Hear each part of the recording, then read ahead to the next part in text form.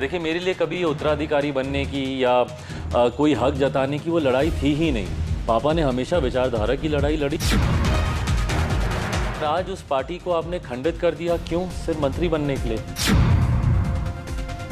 इनसे पूछिए मैं कौन सा दुख सुख खुशी गम में मैं शामिल नहीं थी, कौन से हॉस्पिटल में मैं शामिल वो नहीं थी इनके परिवार में, लेकिन आज इनको मेरा एक बेटा बर्दाश्त नहीं हुआ।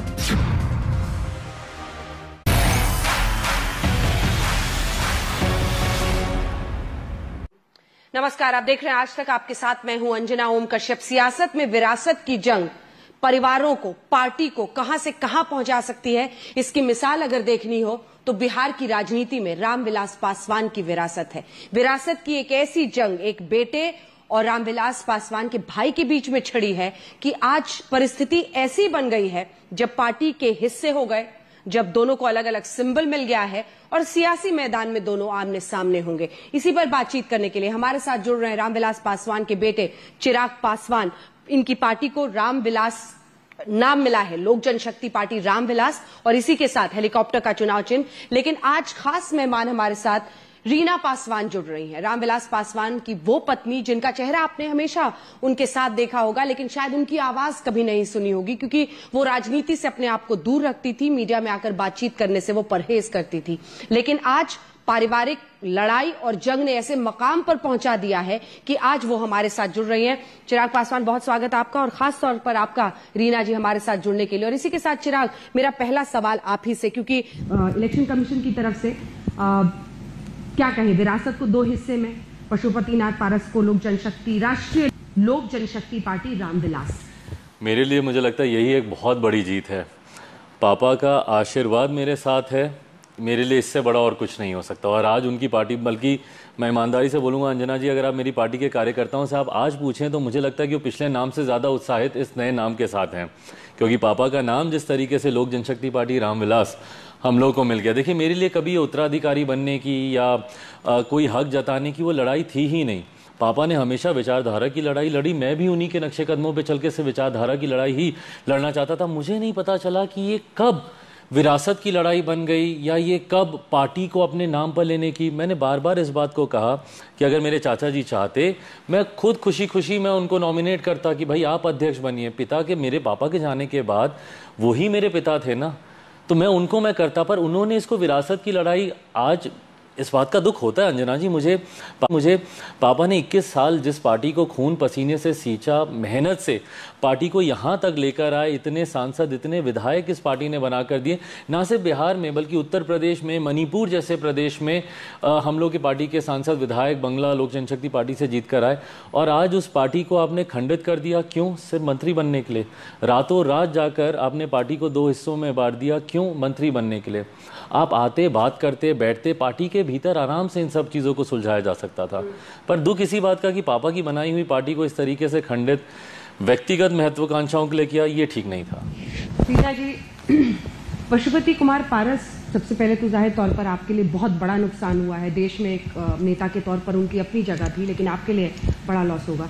पशुपति कुमार पारस के अंदर इतनी महत्वाकांक्षाएं हैं, जिस तरह से चिराग इसे देख रहे हैं, क्यों ऐसा हुआ? ऐसी नौबत क्यों आई? मुझे भी समझ नहीं आती कि ऐसी नौबत क्यों आई। पहले ऐसा नहीं थे। ये लास्ट एक साल से जो है, जब से चिराग अपने पाँव पे खड़ा हुआ, एमपी बना, सब कुछ हुआ, उसके बाद से उनको लगा कि मेरा हक छीन रहा है। उसके बाद उन्होंने जो है ये हर समय पार्टी के खिलाफ बोलना, चिराग के खिलाफ बोलना, एक साल तक वो ऐसे करते थे। हर 15 दिन में, एक महीने में वो इस तरह करते थे। बल्कि इंक्लूडिंग पापा जब हॉस्पिटल में भी थे, हाँ, उस वक्त भी, उस समय भी मैं एक दिन वीडियो कॉल पे बात कर रही थी, तो उसी समय साहब ने पारस जी को लगवाया हुआ था फ़ोन, बात हुई, तो वो ऑक्सीजन अपना हटा करके उनसे बात कर रहे थे कि पारस क्यों हर में ये पार्टी के खिलाफ बोलते रहते हो, चिराग के खिलाफ बोलते रहते हो, है ना, मत बोलो, मत करो। मतलब हॉस्पिटल तक में भी इन्होंने नहीं छोड़ा। उसके बाद मैंने इनको फ़ोन करके, क्योंकि चिराग बहुत इमोशनल है, बहुत रो रहा था, मैंने फिर पारस जी को फ़ोन करके, क्यों पारस जी आप ऐसा कर रहे हैं? टाइम नहीं दे रहे थे आने का। ये सुबह 12 बजे से जाना चाहता था, बैठ के बात करना चाहता था, तो वो टाइम नहीं दे रहे थे। मैंने कहा आप बुलाइए उनको, बहुत रो रहा है। तब बोले कि पहले बोले सोएंगे वो करके, फिर उनका अपना बेटा जाकर के वहाँ पे रोया है, मुस्कान जा कर के रोया, तब उन्होंने फ़ोन करके इसको बुलाया कि आओ, तब जा कर के मिठाई खिलाई, नहीं सब कुछ ठीक है। तो इस तरह का उनका 1-1.5 साल से जो है इस तरह का चल रहा है। ये खटपट मतलब रामविलास जी ने भी देख लिया था? उन्होंने भी देखा, नहीं वो बहुत परेशान थे। कभी कभी तो वो 1-1 महीना तक बात भी नहीं करते थे। मैं ही कहती थी कि नहीं पारस जी को बुला लीजिए, बात कर लीजिए, कोई बात नहीं, परिवार का कुछ ना कुछ तो होता ही रहता है। तो फिर बोलते नहीं छोड़ दो पारस को, अपने पता नहीं उसका दिमाग खराब हो गया है, इस तरह का जो काफ़ी वो करते थे। पर कुछ समझ नहीं आई कि क्यों ऐसा कर रहे हैं, क्या नहीं है। ये तो बाद में पता चला कि इनको मंत्री बनना था, इस वजह से ये सारा चीज़ें कर रहे थे। कभी भी कुछ भी था, जैसे जिस रात भी ये हुआ अंजना जी, है ना, 13 तारीख की रात में, उस रात में भी मम्मी फ़ोन करती। पहले तो मैं क्लियर करना चाहता हूँ आपके माध्यम से दर्शकों को कि मुझे पता है कि इनके लिए ये कितना मुश्किल है ऐसे आके ये सारी बातें बोलना। इन्होंने हमेशा घर परिवार को जोड़ के रखने की कोशिश की, पर्दे के पीछे रहकर इन्होंने कितनी बार परिवार के लोगों से के लिए पापा से लड़ी भी हैं कि नहीं ये आपके भाई हैं, ये पारस जी हैं, मैं इस घर में 44 ईयर्स से हूँ, 44-45 साल हो गए। मेरी तो दुनिया ही ये थे, साहब, मेरे बच्चे, पारस जी, रामचंद्र, इनका परिवार। इसके अलावा मेरे सारे रिश्तेदार नाराज़ होते थे कि आप उन्हीं को देखती हैं, किसी का नहीं। इनसे पूछिए मैं कौन सा दुख सुख खुशी गम में मैं शामिल नहीं थी, कौन से हॉस्पिटल में मैं वो नहीं थी इनके परिवार में। लेकिन आज इनको मेरा एक बेटा बर्दाश्त नहीं हुआ, उसकी पीठ में छुरा घोंपा। आप आते, मैंने बहुत बार बुलाया। उस रात भी इन्होंने फ़ोन किया, जिस रात वो गए स्पीकर साहब से मिले, उस रात भी मैंने बहुत फ़ोन किया, मेरा फ़ोन नहीं उठाते, कोई बच्चे फ़ोन नहीं उठाते। मैंने चिट्ठी लिखी, मेरी चिट्ठी इन्होंने वापस कर दी। अभी 3 पन्नों की चिट्ठी लिखी, उसमें सारी बातें उन्होंने लिखी। उस पे मैंने बरखी का भी लिखा कि क्या हम लोग इकट्ठे बरखी मनाएंगे, इन्होंने चिट्ठी वापस कर दी, पढ़ी नहीं। और अब मुझे सबसे ज़्यादा तकलीफ इस बात की है कि मेरे साहब और मेरे बेटे के रिश्ते के ऊपर उंगली उठा रहे हैं कि साहब सबसे ज़्यादा मुझे मानते थे, मतलब हम लोग कोई वो नहीं है, हम उनके परिवार नहीं है। कैसे कहते हैं? कल वो बोलते हैं कि भाभी और चिराग से ज़्यादा साहब मुझे मानते थे। ठीक है, आपको उन्होंने MLA बनाया, आज तक वो करते आए थे। उस समय बेटा नहीं था ना, जिस समय आपको MLA बनाया उस समय बेटा नहीं था। आपकी सब करता है। इन्होंने भी अपने भाइयों के लिए बहुत कुछ किया। अगर मैं चाहती तो मैं कुछ भी करने नहीं दे सकती थी, पर मैंने इनसे ज़्यादा, अगर ये कहते थे कि 50 करना है तो मुझे लगता था नहीं 100% करना है। प्रतापगढ़ी जी, प्रदीप माथुर जी, विवेक बंसल जी, प्रदीप जैन आदित्य जी, दीपक सिंह MLC जी, जितेंद्र सिंह XMP, कमल किशोर कमांडो जी, किशोरीलाल शर्मा जी, मोहम्मद मुकीम जी, नदीम जावेद जी, राकेश सजान जी, सुप्रिया श्रीनेत जी, सोहेल अंसारी जी, जफर अली नकवी जी, पंकज मलिक जी, ब्रिजलाल खाबरी जी, श्री अनुग्रह नारायण सिंह जी।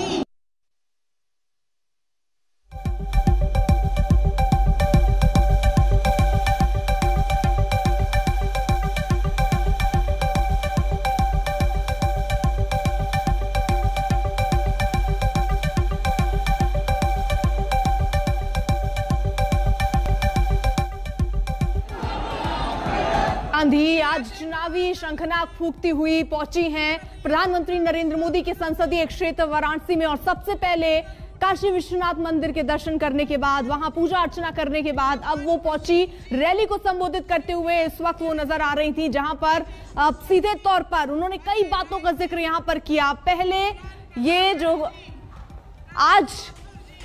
ये जो रैली होने वाली थी इसको दूसरा नाम दिया गया, लेकिन लखीमपुर की घटना के बाद इससे किसान न्याय रैली कहा गया है। ये 3 तस्वीरें आपके सामने रख रहे हैं, जहां पर देखिए प्रियंका गांधी पहुंची हैं वाराणसी में, बाकायदा रैली कर रही हैं। वो काशी विश्वनाथ मंदिर से शुरुआत की उन्होंने, पहले पहुंची, वहां दर्शन किया, पूजा अर्चना किया, उसके बाद मां दुर्गा के दरबार पहुंची, वहां पर आराधना की उन्होंने, और उसके बाद अब वो रैली को संबोधित कर रही है। वाराणसी में प्रियंका गांधी की किसान न्याय रैली इस वक्त चल रही है, भारी तादाद में लोग वहां पर नजर आ रहे हैं, और एक तरीके से कहें तो कांग्रेस ने पूरी ताकत अपनी बनारस में झोंक दी कार्यकर्ताओं को इकट्ठा करने में। और जानकारी तो यह भी है कि संगठन को मजबूत करने की कोशिश भी प्रियंका वहां पर करेंगी। जो स्थानीय नेता हैं उनसे जरूर चर्चा वो करेंगी, क्योंकि वहां पर किस तरीके से चुनावी तैयारी में अब उतरना है उसको लेकर पूरी रणनीति और एक तरीके से मंथन और विचार प्रियंका गांधी करने वाली है। फिलहाल वो रैली को संबोधित कर रही हैं। सबसे पहले वो मंदिर गई, मंदिर में बाबा विश्वनाथ मंदिर पहुंचकर पूजा अर्चना की, उसके बाद मां दुर्गा के दरबार पहुंची, वहां आराधना की और उसके बाद अब किसान न्याय रैली को संबोधित करते हुए प्रियंका गांधी नजर आई।